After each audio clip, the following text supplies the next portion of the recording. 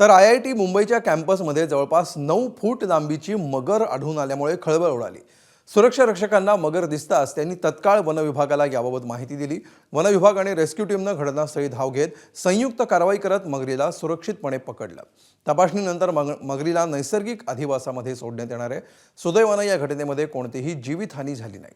मात्र शहरामध्ये वन्यजीवांचं वाढतं प्रमाण लक्षात घेता नागरिकांनी सतर्क राहण्याचं आवाहन करण्यात आलं आहे।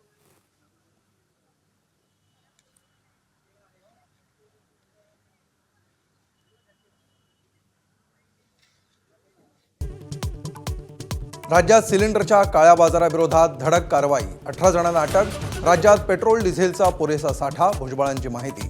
तर सरकारनं चुकीची माहिती दिल्यामुळे लोकांच्या रांगा, विरोधकांचा आरोप।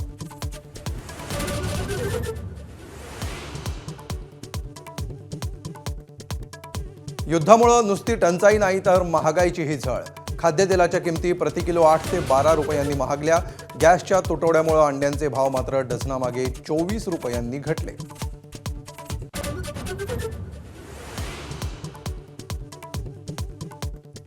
महसूल मंत्री चंद्रशेखर बावनकुळेंकडून भाजप आमदार नरेंद्र मेहतांना क्लीन चिट। नरेंद्र मेहतांनी कुठलाही गैरव्यवहार केलेला नाही, बावनकुळेंची माहिती। तर नाना पटोलेंकडून घोटाळ्याचे आरोप।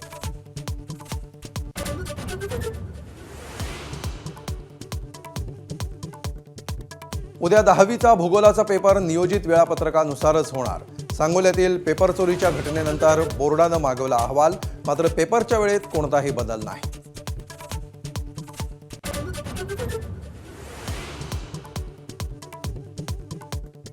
ऐन मार्च महिन्यात मुंबईला पाणीपुरवठा करणाऱ्या जलाशयांच्या साठ्यात घट। उन्हाची तीव्रता कायम राहिल्यास मे महिन्यातच पाणी टंचाईचा प्रश्न निर्माण होण्याची शक्यता।